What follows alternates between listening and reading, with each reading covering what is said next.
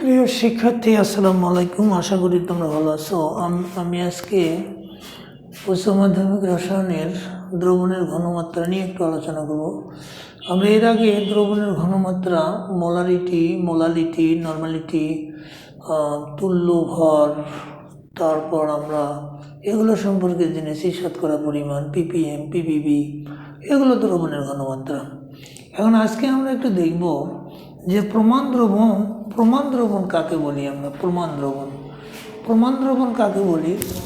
তাহলে প্রমাণ দ্রবণ হলো যে দ্রবণের ঘনমাত্রা জানা আছে। প্রমাণ দ্রবণ কাকে বলে? প্রমাণ দ্রবণ কি? তাহলে যে দ্রবণের ঘনমাত্রা জানা থাকে বা জানা আছে তাকে প্রমাণ দ্রবণ বলে। যেমন কেমন জানা আছে যে আমরা এরকম করে যদি একটা বিকার নিই, বিকার যদি এরকম করে একটা আমরা বিকার নিই, বিকারটাকে এইভাবে দেখাতে পারি। আমরা একটা বিকার নিলাম, এখন এই বিকারে একটা HCl দ্রবণ আছে, আর একটা বিকার আমরা এখানে নিলাম, বিকারটাকে আমরা এইভাবে দেখাতে পারি। আর একটা বিকার এখানে নিলাম, এইখানে আছে হলো ধরা গেল এখানে আছে 0.1 m সোডিয়াম কার্বনেট দ্রবণ। তাহলে এইখানে কিন্তু HCl এর ঘনমাত্রা জানা নেই, সেজন্য এটা প্রমাণ দ্রবণ নয়। এখানে HCl এর সোডিয়াম কার্বনেটের ঘনমাত্রা জানা আছে, সেজন্য এটা প্রমাণ দ্রবণ। তাহলে যে দ্রবণের ঘনমাত্রা জানা থাকে সেটাকে বলি আমরা প্রমাণ দ্রবণ। এখন আমাদের একটু জানা দরকার প্রাইমারি স্ট্যান্ডার্ড কাকে বলা হয়। তাহলে প্রাইমারি স্ট্যান্ডার্ড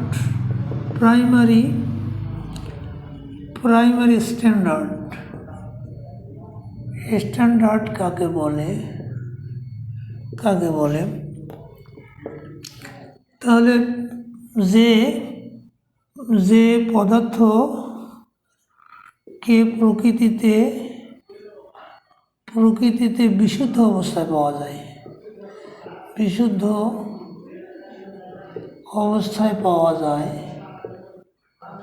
পাওয়া যায় এবং যারা বায়ুর উপাদান দ্বারা,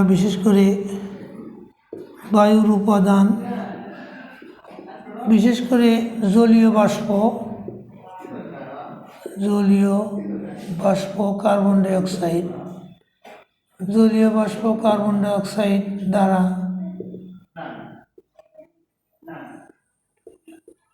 আক্রান্ত হয় না, এবং যাদের দ্রবণ দীর্ঘদিন রেখে দিলেও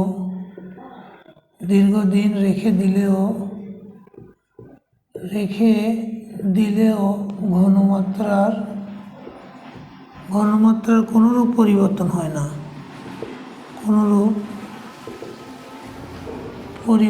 হয় না,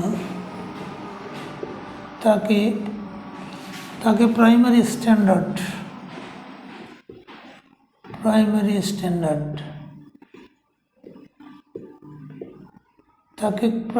স্ট্যান্ডার্ড পদার্থ বলা হয়।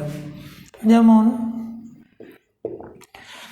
আমরা বলতে পারি sodium carbonate primary standard, potassium dichromate K2 Cr2O7, oxalic acid H2C2O4 2 অণু পানি, সোডিয়াম অক্সালেট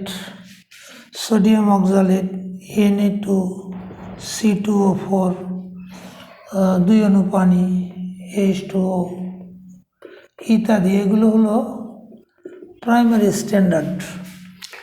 তাহলে প্রাইমারি স্ট্যান্ডার্ড সম্পর্কে আমরা জানলাম যে এরা বায়ুর উপাদান দ্বারা আক্রান্ত হয় না। এখন সেকেন্ডারি স্ট্যান্ডার্ড কাকে বলি আমরা? প্রাইমারি স্ট্যান্ডার্ডের উল্টো হলো সেকেন্ডারি স্ট্যান্ডার্ড পদার্থ। তাহলে সেকেন্ডারি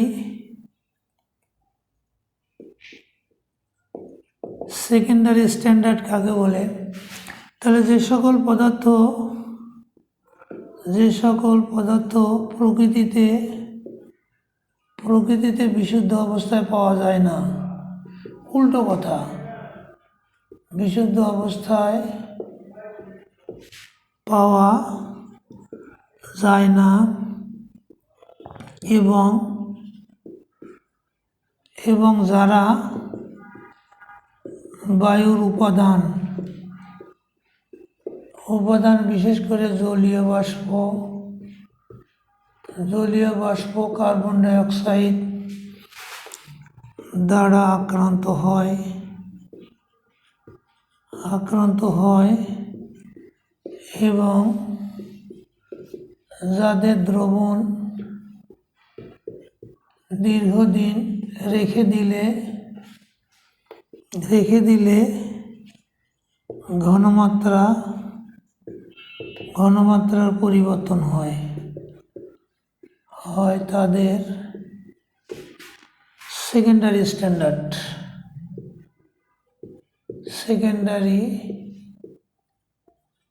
স্ট্যান্ডার্ড পদার্থ বলে। যেমন প্রাইমারিগুলো বাদ দিয়ে সবই সেকেন্ডারি, যেমন nitric acid, hydrochloric acid, sodium hydroxide দ্রবণ ইত্যাদি, এগুলো সেকেন্ডারি স্ট্যান্ডার্ড পদার্থ। তাহলে এইগুলো প্রাইমারি স্ট্যান্ডার্ড এবং সেকেন্ডারি স্ট্যান্ডার্ড। এখন আমরা একটু দেখব যে আমরা দেখি যে এখন টাইট্রেশনটা আমরা কাকে বলি, প্রশমন বিন্দু কাকে বলি, নির্দেশক কাকে বলে। সবার আগে নির্দেশক, বিশেষ করে অ্যাসিড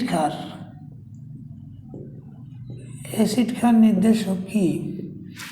তাহলে যে সকল পদার্থ নিজেদের বর্ণ পরিবর্তনের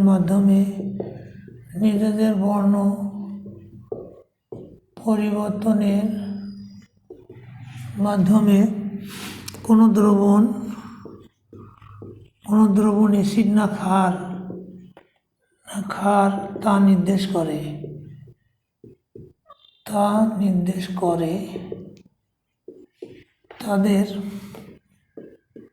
নির্দেশক বলে।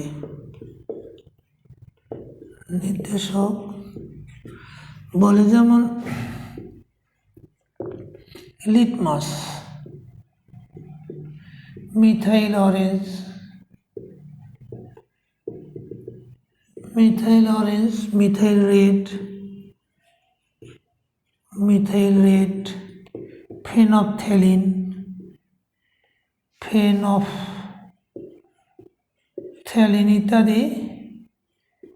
ইত্যাদি এক একটি নির্দেশক।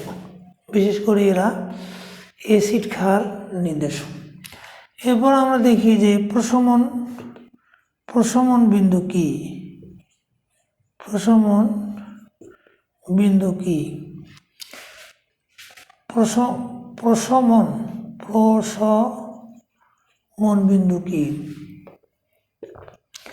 তাহলে অ্যাসিড ক্ষার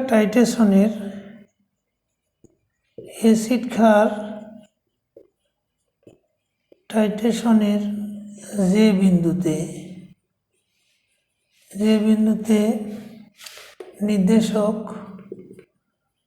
নির্দেশক হঠাৎ তার বর্ণ পরিবর্তন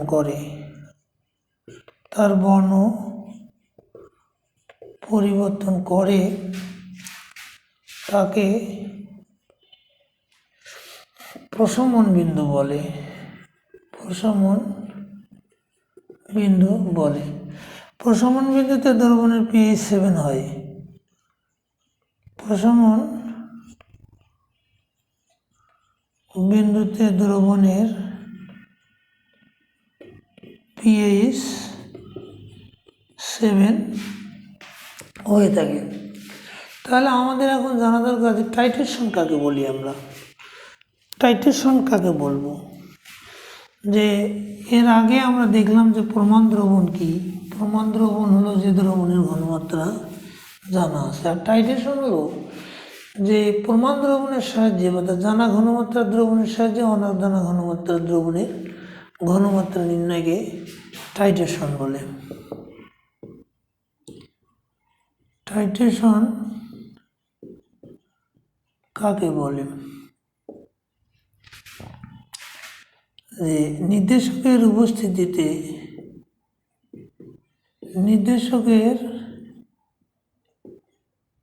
উপস্থিতিতে জানা ঘনমাত্রার দ্রবণের সাথে জানা ঘনমাত্রার দ্রবণের সাথে যে পদ্ধতিতে অজানা ঘনমাত্রার দ্রবণের ঘনমাত্রা নির্ণয় করা হয় তাকে টাইট্রেশন বলে। তাহলে টাইট্রেশনটা আসলে খুব জরুরি জিনিস, আমরা এরপরে দেখব। আমরা আজকে এইচএসসি রসায়নের দ্বিতীয় পার্টের তৃতীয় অধ্যায় সম্পর্কে আলোচনা করলাম। আজকে এ পর্যন্তই বন্ধুরা, দেখা হবে পরবর্তী কোনো ক্লাসে। আসসালামু আলাইকুম।